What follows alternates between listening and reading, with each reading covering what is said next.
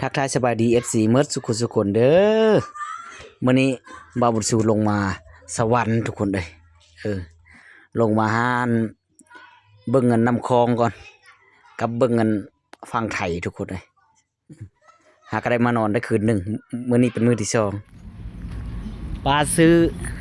ยาล้างหัวก็ทุกคนเลยกับสบู่อยู่หานค้า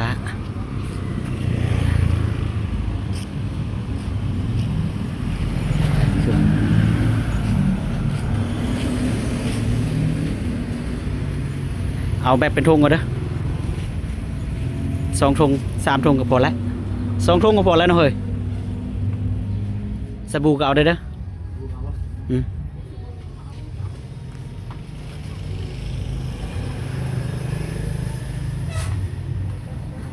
ให้เบิ่งสบู่ทุกคนนะ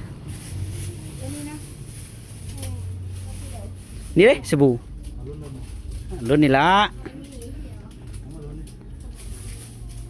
ล้างหน้าแล้วแต่ยาวตัวใดเก่าเอาสบู่โปรเทคนี่เป็นยังใช้ได้โดน3 ปีก็บ่เบิดอย่าละหัวเลย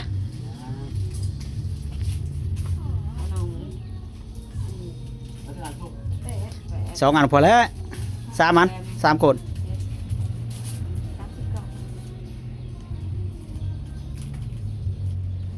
ท้ามูนานหมาทุกคนเลยเขากำลังอาบน้ำอยู่ก็เลยว่าอยากเห็นนั่นตะเวนตกพังคลองก็เลยว่าย่างขาไก่ตัวได้ทุกคนเลย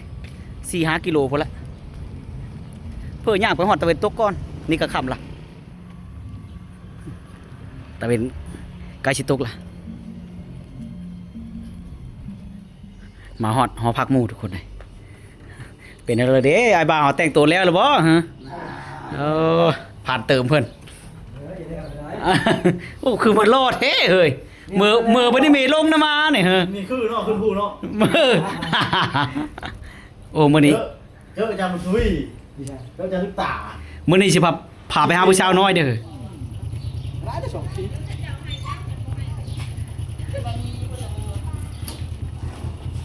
เอาไปทุกคนเลยบัดนี้เอารถจักรไปตะเวนตกแล้วโอ้ยมาสิเด่นเบิ่งเงินตะเวนตกฝั่งซ้ายวะ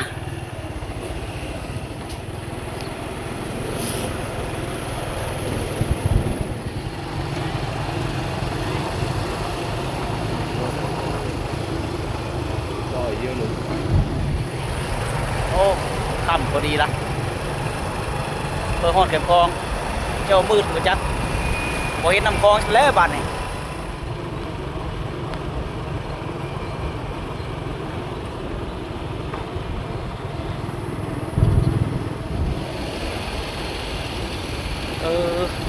อยู่พุ่นทุกคนเลยคลองอยู่พุ่น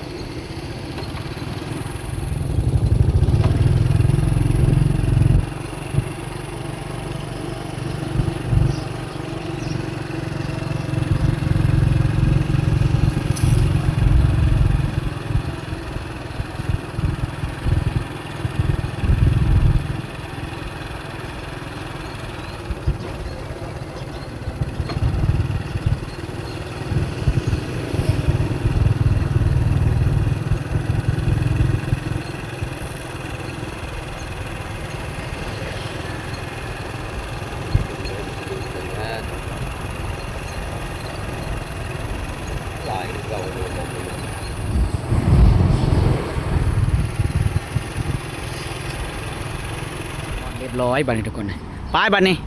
ลงไปเบิ้งน้ำคลองบ่ลงบ่พญานาคตัวใหญ่เลยทุกคนเลย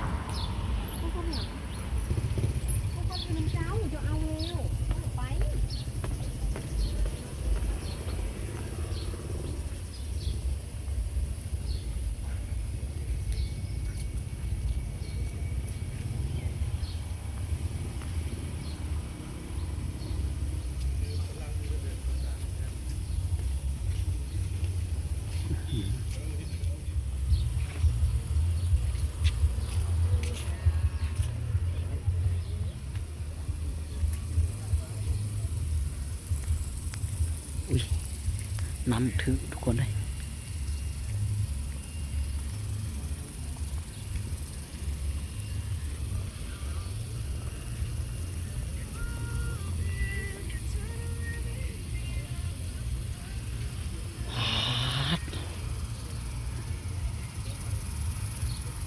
โอ้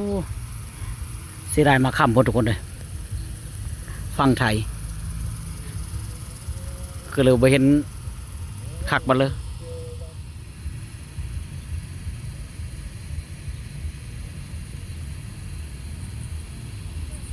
ปอทุกคนเลยพี่ลึกใหญ่เลยทุกคนเลยทางใหญ่ทางกว้างปอตัวกว่าน้ำห้วยน้ำเสียลายเลยบ้านคอยบ่เห็นน้ำกว้างแค่จักเธอโหพญานาคบินไปทางฝั่งไทยเลยทุกคนเลยลงมาเบิ่งพญานาคก่อนว่าจักหมูไปเสร็จแล้วดอกไปหาเลาะหาหมูก่อน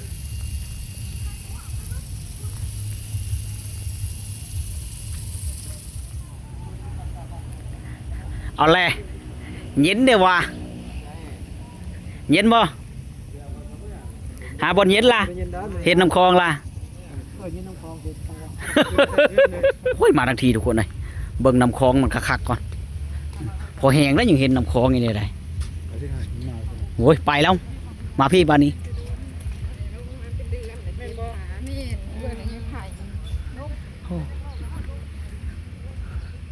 เหินอยู่พังไทยพวกคือชูงแต่ทุกคนเลยโอ้เหินชูงเลยเนาะโอ้ทุกคนเลยมีพลังนี่เลยพลังมาเบิ้งพญานาคทุกคนพลังโฮโลน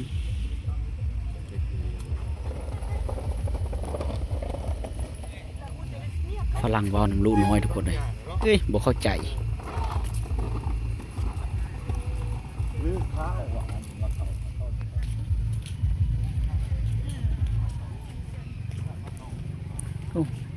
ทางพูดทุกคนเลย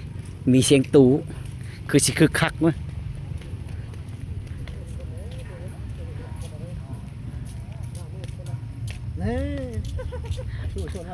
ว้าวแล้วอย่าบ่ต้องอาบน้ำมาโลดมาเต้นเว้นยังม้วนมาคำพอทุกคนเลย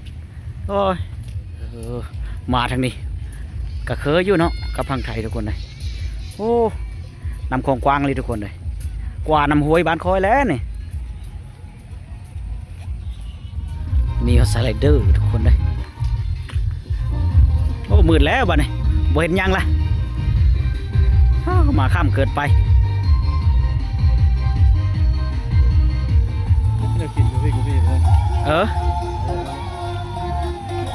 หากินเท่านี้แล้วอย่าเข้าก็ได้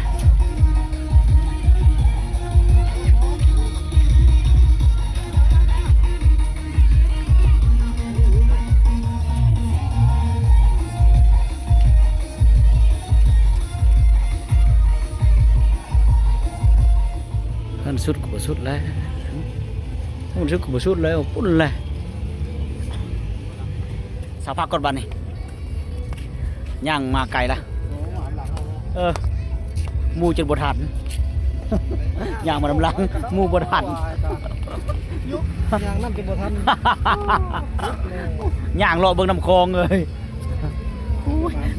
พี่ลือมันยังกว้างไอ้เด้เสียดายมาค่ำท้องฟ้าขอบฟังนะเป็นสีแดงทุกคนนะ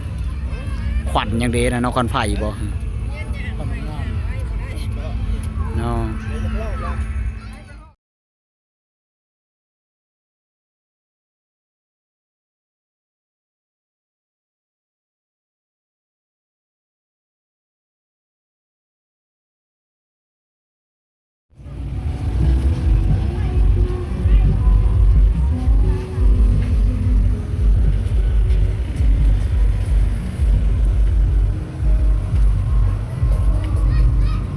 หล่อซื้อจามทุกคน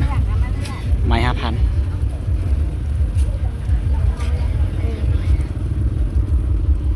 เอาไหม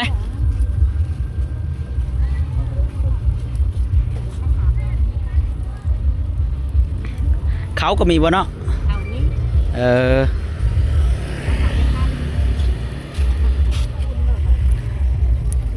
เอาเขา50,000เด้อ เอาข้าว50เนาะ อืม โอ้ย5,000โอ้ย5,000 ซื้อเขาหลายทุกคนเลยยานั้นกินบ่อิ่ม เออเอา คนกินหลายซ้ำ เมื่อยเลย ซื้อเขา50,000จักจามเด้อจักเจ้าจักจาม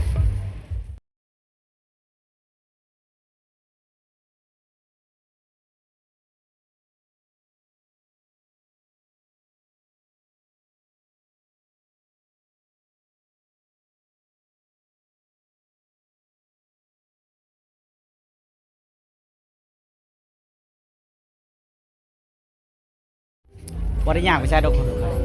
ย่างเข้ามาห้านค้าหาเครื่องดื่มตัวที่มักอยู่ทางนั้น ได้มาแล้วเบียร์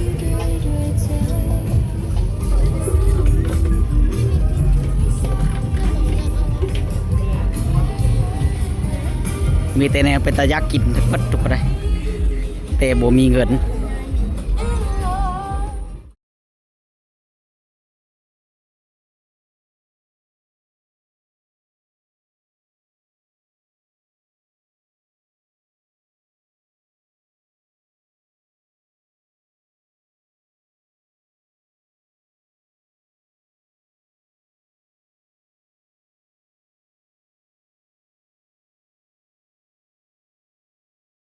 เอามาเด้อ FC กินข้าวบันนี่กินข้าวอะไรก่อนกับจามแจ้วโอ้ยแกมเบียร์ทุกคน เออเจอผมอยากกินนะ แกไหมแกไหม เอาว่าจ กินลาขนาดทุกคนเอามาเบิร์ดเลือดตัวสามช่างมา2 รอบเลยเบิร์ดแต่ว่าเบียร์ยังบ่เบิร์ดบึงให้แกกินข้าวอิ่มแล้วก็ย่างรออีกก่อนทุกคนเลยจังน้อยจึงกลับ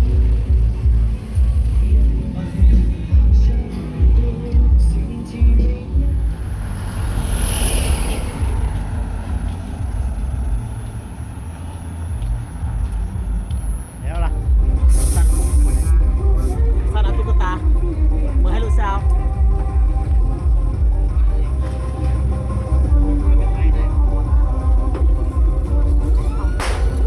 ไม่เนี่ยมันไม่แน่นอนว่าคือถือว่ะ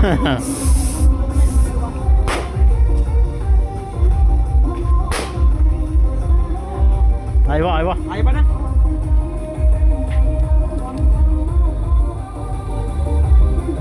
โอ้เพลือคักเลยพี่น้องเลยเออ เรียนไป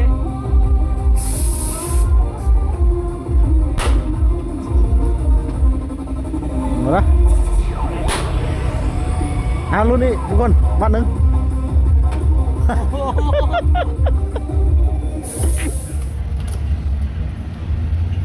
คนบางแล้วทุกคนเลย